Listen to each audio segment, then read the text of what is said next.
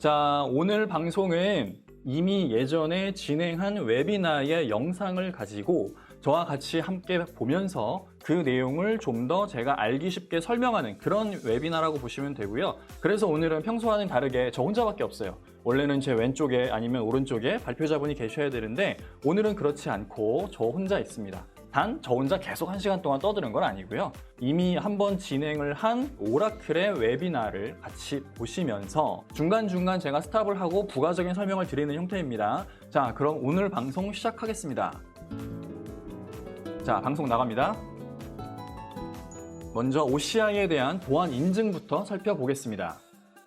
인증을 한번 제가 이렇게 좀 보시기 쉽게 한번 이렇게 좀 만들어 봤어요. 그랬더니 첫 번째 줄이 글로벌 인증입니다. 전 세계 글로벌, 사건, 사과, ISO, CSA 등등이 있고요. 다음에 두 번째가 나라 정부들이 주는 겁니다. 그래서 미국의 DOD, 그러니까 국방부, 페드램프, 제일 유명한 게 페드램프죠. 아무래도 페드램프가 제일 유명하고 뭐 G클라우드 등등이 있고요. 스타트업이 미국이나 동남아시아 의료업에 진출한다고 생각해 보십시오. 그럼 히파 그쪽에서 히파 인증 있으세요? 라고 물어볼 거고요.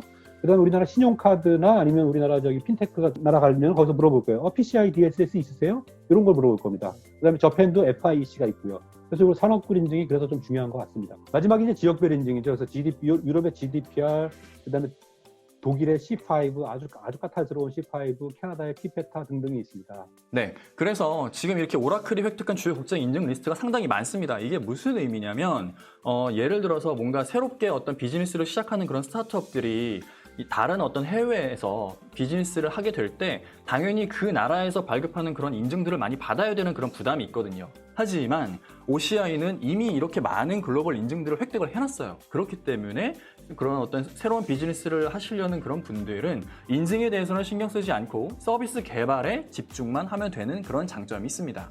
자, 그걸 한번 도표를 만들어 보면 이렇게 됩니다. 그래서 도표에 아무래도 전 세계에서 제일 유명한 인증이 페드램프입니다. 그래서 페드램프도 하이가 있고 미디움이 있고 이렇게 있는데 저희는 뭐 당연히 그 중에서 제일 강한 페드램프 하이를 획득을 했고요. 그 다음에 SOC 인증이 있습니다. SOC 인증이 1, 2, 3가 있는데 저희는 0이 다 1, 2, 3 다 획득했고, 그다음 ISO 27, 소위 ISO 27000 시리즈라고 얘기하는 001, 017, 018 이런 시리즈를 다 갖고 있고 PCI, 히팟 등등등등등 갖고 있습니다. 자, 그러면 다음 질문이 나옵니다. 그러면 그래요? 그럼 대한민국에는 뭐가 있어요? 예, 그럼 10개가 넘습니다. 그래서 대한민국 저기는 여기 그 서울 리전, 뭐 춘천 리전이 있는데 쭉 있습니다.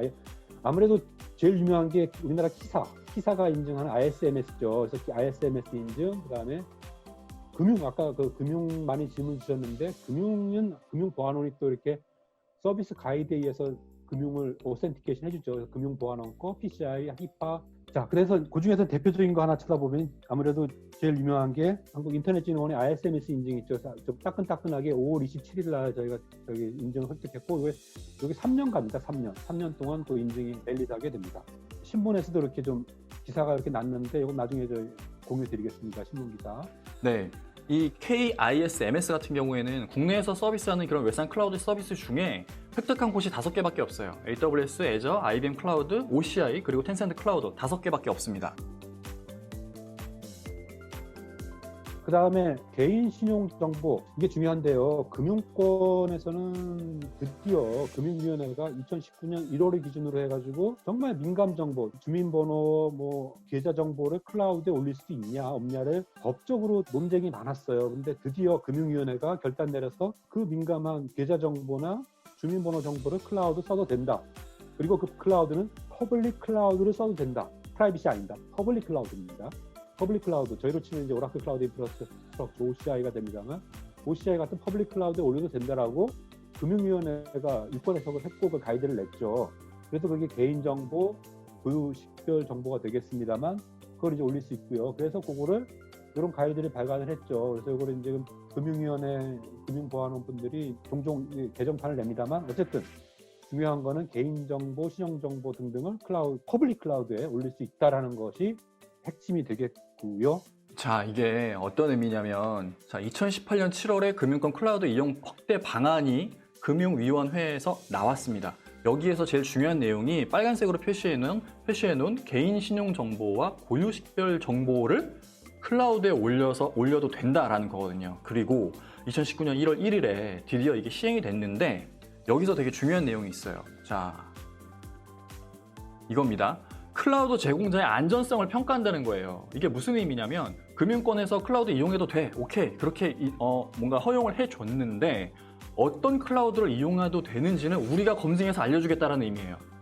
그래서 141개나 되는 평가 항목을 통해서 현재 국내에서 서비스하는 CSP, 클라우드 서비스 프로바이더를 금융위원회가 평가를 하고 그 평가를 통과한 클라우드만 이용해라 라고 이제 가이드를 주는 겁니다.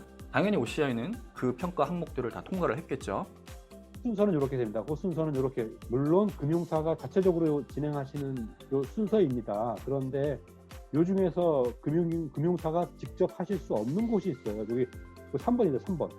CSP, 클라우드 서비스 프로바이더가 되겠죠. 클라우드 서비스 프로바이더 평가입니다. 이 평가는 사실은 금융사가 직접 하기 조금은 좀 그런 게, 이게 141개 항목이거든요.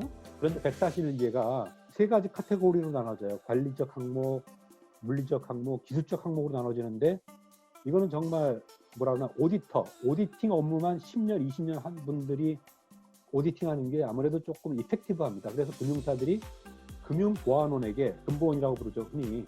금융보안원, 금보원에게 이거를 좀 의뢰를 합니다. 그럼 금보원이 그거를 저희 같은 CSP를 평가를 하는 거죠.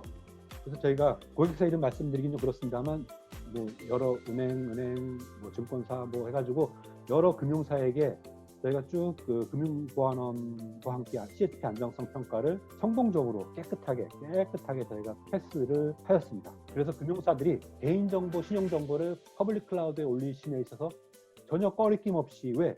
법적으로도 이렇게 문제가 없죠. 금융위원회가 된다고 했으니까. 그 다음에 실질적으로 금융보안원이 이걸 평가한 사례가 있냐?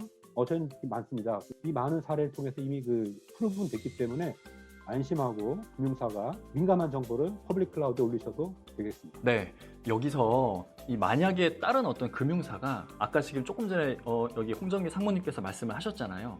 OCI는 CSP 안전성 평가를 통과를 했다고. 근데 다른 금융사가 어떤 내용으로 그렇게 평가를 했을까 궁금할 수 있잖아요. 그럴 때 오라클에 문의를 하셔도 오라클은 그걸 제공해 드릴 수 없다고 합니다. 이게 카피라이트가, 그 저작권이 실제 그 평가를 수행한 금융사에 있다고 합니다. 그래서 만약에 그런 어떤 자료가 필요하신 분들은 금융보안원에 문의하시면 알 수 있다고 합니다.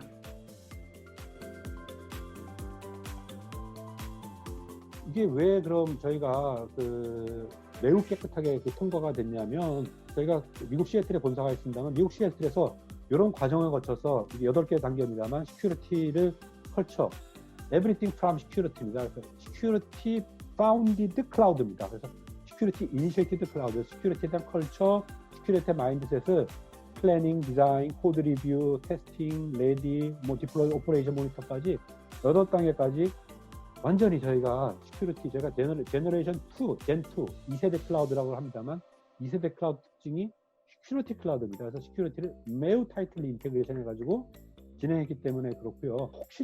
혹시라도 여기에 대해서 조금 더 관심 있으신 분들은 관리적, 물리적, 기술적이라고 그랬죠. 요 세 가지 관점에서 오라클이 어떻게 하고 있는지는 지금 여기 요 카테고리들에서 하나하나, 요게 지금 URL 여기 나와 있는데 나중에 장표 읽어 드릴 겁니다. 이거 URL 장표에서 하나하나 다 이거 들어가서 클릭해서 보실 수가 있겠습니다.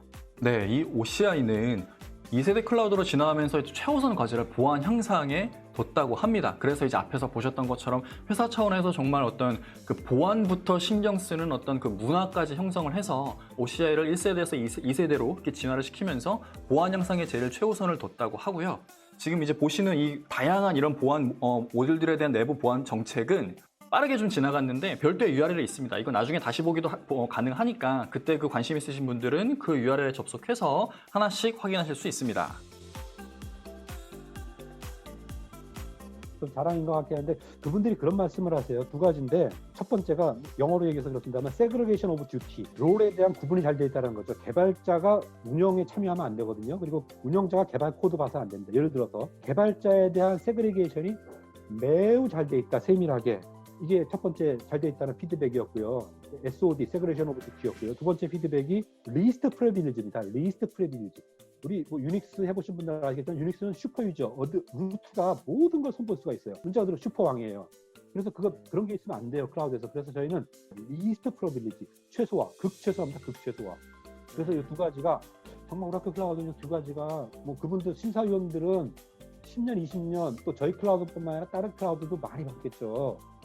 심사위원들이 이 두 가지 세그리게이션 오브 듀티와 리스트 프로빌리티 이거는 정말 좀 차별화가 되는데요 라고 저한테 피드백을 한 적이 있습니다. 네, 아까 CSP를 금융보안원에서 그 심사위원들이 평가를 한다고 했었는데 그렇게 평가를 하면서 OCI 쪽에 준 피드백 중에 긍정적인 부분 두 가지가 있었다고 합니다. 첫 번째가 앞에 보셨었던 권한 분리, 뭔가 그 직무를 분리를 해놓은 건데요. OCI를 이제 관리하는 그런 관리자, 개발자들의 직무를 명확하게 분리를 해서 다른 직무에 있는 사람들의 그런 업무에 접근할 수가 없게끔 만들어 놓은 거예요. 그리고 최소 권한을 최소화시켰기 때문에 마찬가지로 다른 사람들의 내 권한을 벗어나는 일을 할 수가 없는 거죠. 내가 예를 들어 운영 서버에만 접근 권한이 있다면 개발 서버에는 접근할 수 없는 거고, 개발자도 마찬가지로 개발 권한에 대한 작업 권한만 있다면 운영 서버 중에 접근할 수 없는 겁니다. 이렇게 명확하게 권한도 분리를 해놓고 아주 최소한의 권한만 줬기 때문에 안정성이 매우 뛰어나다라고 평가를 했다고 합니다.